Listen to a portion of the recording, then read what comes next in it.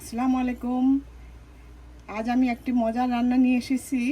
এই রান্নাটা অবশ্য রিকোয়েস্টের, কচুর ছড়া দিয়ে ইলিশ মাছের তরকারি, কচুর ছড়া দিয়ে ইলিশ মাছের তরকারি। এই রেসিপিটা খুবই মজার। এটা একবার বানিয়ে খেয়ে দেখবেন, আপনাদের কাছেও অনেক ভালো লাগবে। এটা আসলে আমার এই রান্নাগুলি একদম নিউ কাপল, স্টুডেন্ট এবং ব্যাচেলার ওদের জন্য, কারণ ওরা ওদেরই রিকোয়েস্ট যে আমি যেন এই রান্নাটা দিই। তো যাই হোক, এখন এই রান্নাটা আপনাদের কাছে দেখে কেমন মনে হচ্ছে? এটা খুব লোভনীয় একটা তরকারি হচ্ছে না? আসলে এটা অনেক লোভনীয়, এটা খেতেও কিন্তু খুবই মজার। তো যাই হোক, আমার এই রেসিপিটা আপনারা ফলো করবেন, ফলো করে রান্না করে দেখবেন, আপনাদের কাছেও ভালো লাগবে। তো আর এই রেসিপিটা যদি ভালো লাগে, আপনারা আপনাদের পরিচিত মহলে শেয়ার করে দিবেন। আর ইউটিউব চ্যানেলে আমার আপনারা দেখবেন এবং সাবস্ক্রাইব করে নোটিফিকেশনটা সাবস্ক্রাইব করে দিবেন, তাহলে নোটিফিকেশনটা আপনারা সাথে সাথে পেয়ে যাবেন। তো তাহলে আসুন, এই এই রান্নাটা আমরা একবার একটু ট্রাই করে দেখি কেমন লাগে। তো ভালো থাকবেন। এরকম ভিডিও নিয়ে আবার আমি হাজির হব আপনাদের মাঝে। ততক্ষণ কিন্তু আপনারা ভালো থাকবেন, সুস্থ থাকবেন। আল্লাহ হাফেজ, বাই। কচুর ছড়া দিয়ে ইলিশ মাছ রান্না করার জন্য আমি এখানে কয় পিস ইলিশ মাছ ধুয়ে তারপরে হলুদ, মরিচ, লবণ দিয়ে আমি ম্যারিনেট করে রেখে দিয়েছি। আর এই যে কচুর ছড়াটাকে এইভাবে একটা একটা ছড়াকে আমি 4 ভাগ করেছি। এই ছড়াটা দিয়ে আমি ইলিশ মাছ দিয়ে রান্না করব। এই এই রান্নাটা অবশ্য আমাকে আমার রিকোয়েস্টের রান্না। তো এখন আসুন কিভাবে করব। আমি 5-6টা ছড়া নিয়েছি আর কি, 5-6টা ছড়া দিয়ে আমি রান্নাটা করব। এখন আমি সিদ্ধ বসিয়ে দিয়েছি। একটা ফুটানি আসার আগে আমি নামিয়ে ফেলবো।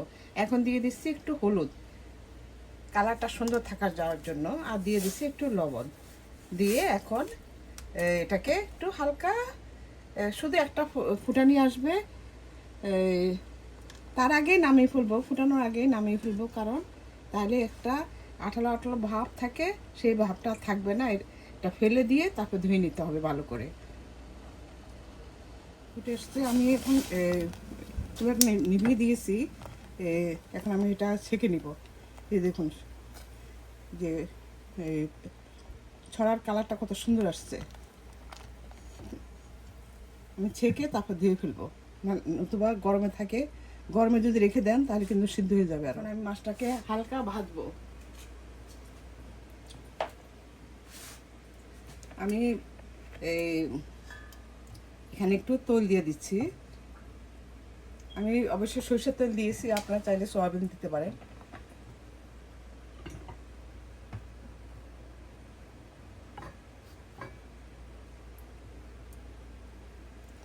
এখন মাছটাকে ভেজে নিব, বেশি ভালো যাবে না, হালকা হালকা ভাজতে হবে।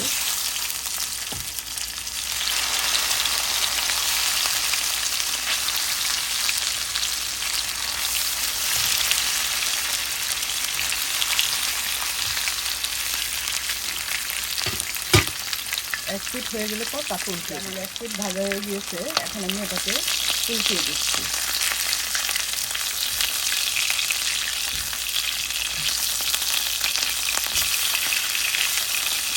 ইলিশ মাছ দিয়ে কচুর ছড়া আসলে খুবই মজা।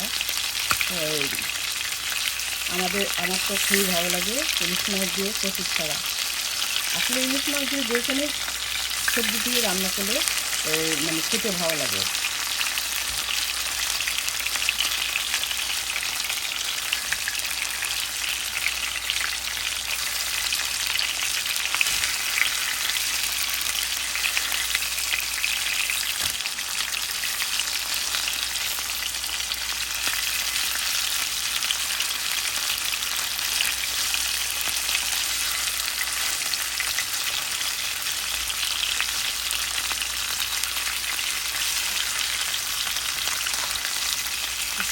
এই দুটো একটু হয়ে গেলে পর তারপর আমি একটা প্লেটে নিয়ে নেব।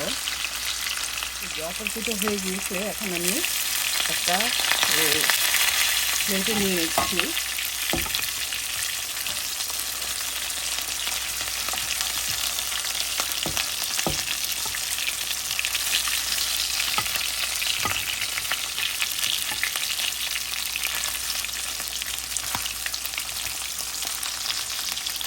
এখন আমি আরেকটু তেল দিয়ে দিচ্ছি, কারণ তখন কিন্তু আমি খুব বেশি তেল দিই নেই, আমি অল্প তেলই দিয়েছিলাম।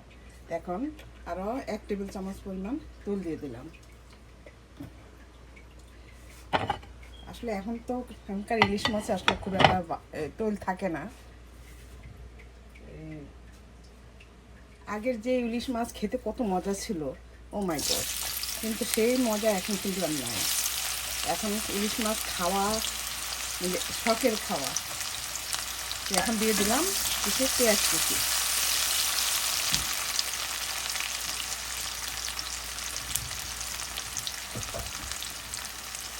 পেঁয়াজটাকে একটু হালকা ভেজে নেব।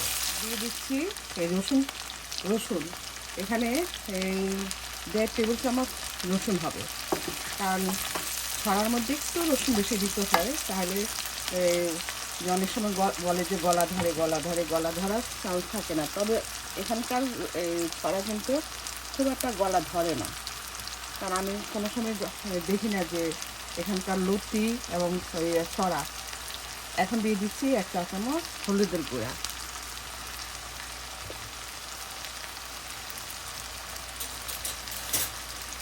তারপর দিব 1 চা চামচ মরিচের গুঁড়া, ঝালটা যার যার পছন্দ মতো।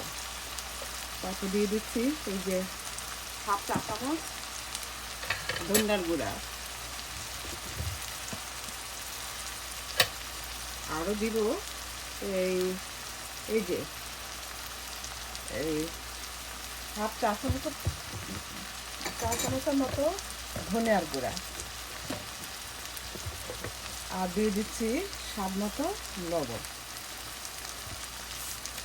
দিয়ে এখন ভালোভাবে কষিয়ে দিব।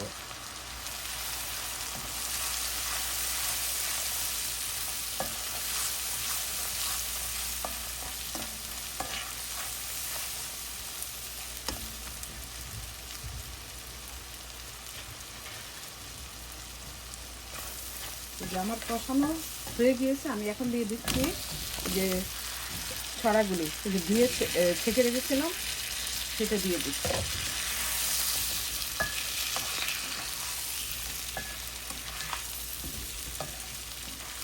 আমি কিন্তু আসলে ছড়াটা একটু ভেজে দেই, তো আমার ভেজে দেওয়ার কথা মনে ছিল না।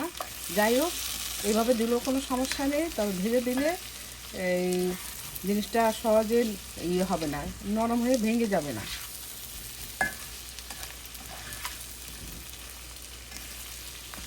যে একটু কষিয়ে নিচ্ছি।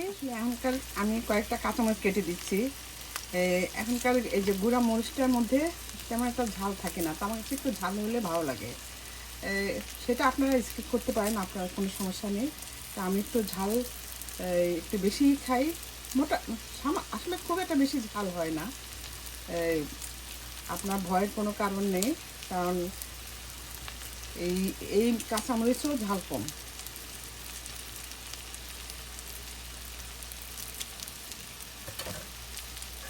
যে এখন আমার ইয়েটাও কষানো হয়ে গিয়েছে। এখন আমি দিয়ে দিচ্ছি গরম পানি।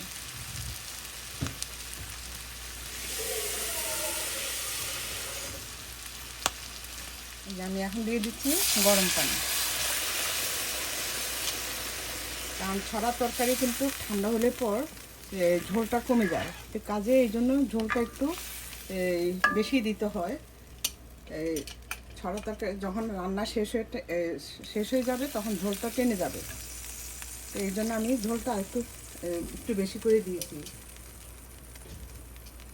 এটা ফুটে উঠলে পর তারপর মাছটা দিয়ে দেব।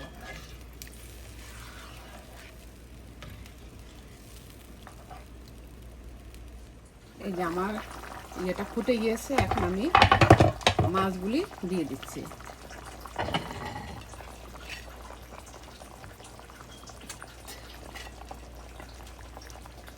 এইভাবে আপনারা রান্না করে দেখতে পারেন, আপনাদেরও ভালো লাগবে।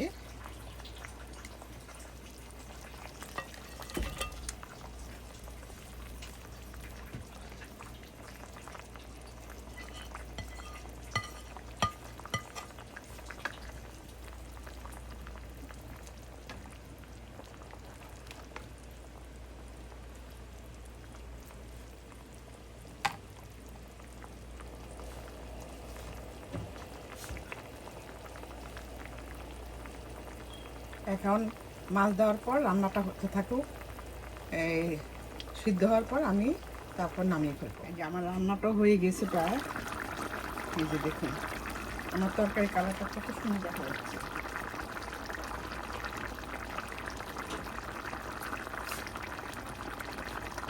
আর দেখুন এই যে ছড়াগুলি কিন্তু একদম আস্ত আছে। এই যে দেখুন এটা কিন্তু আমি আপনাদেরকে একটা দেখাচ্ছি, এটা কিন্তু খুব বেশি এই যে দেখুন সিদ্ধ হয়েছে কিন্তু গলে যায় না। ছড়া গলে গেলে একটা পিছলা হয়ে যায়, মানে আর ঝোলটা একদম টেনে মানে ইয়ে হয়ে যায়, মানে খেতে ভালো লাগে না আর কি। একটু ঝোলটা থাকলে ভালো লাগে, আর এই ঠান্ডা হলে পর ঝোলটা আরও কমে যাবে। এখন আমি দিয়ে দিব এই যে ধনিয়া পাতা কুচি।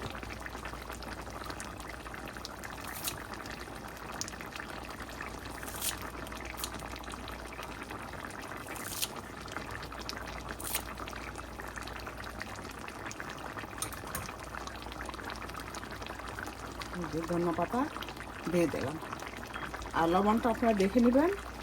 আমার লবণ একদম ঝাল লবণ একদম পারফেক্ট, ঝালও কিন্তু খুব বেশি হয় না, কারণ ওই যে বলেছি না যে এখনকার মরিচের মধ্যে এই গুঁড়া মরিচের মধ্যে কোনো ঝালই নাই। এই আমার কাছে ভালো লাগে না এইসব গুঁড়া মরিচগুলি, কেনা গুঁড়া মরিচগুলি মানে ঝাল লাগে না, মানে কেমন জানি। যাই হোক, এই তো ঝালটা একটু এই জন্য বেশি দিয়েছি, সাথে আমি কাঁচামরিচ কেটে দিয়েছি। তো ঝালটা আপনারা যদি আরও বেশি পছন্দ করেন তাহলে আর একটু বাড়িয়ে দিতে পারেন, এটা যার যার পছন্দ মতো। এখন আমার রান্নাটা হয়ে গিয়েছে, আর তরকারির লবণটা আপনারা দেখে নেবেন, কারণ লবণ ঠিক মতো না হলে কিন্তু খেতেও ভালো লাগে না। তো এইভাবে আপনারা রান্না করবেন, এই আমার রেসিপিটা ফলো করে আপনাদের কাছেও ভালো লাগবে, আপনারা নিরাশ হবেন না। তো হয়ে গেল আমার এই ইলিশ মাছ দিয়ে ছড়া দিয়ে ইলিশ মাছ রান্না।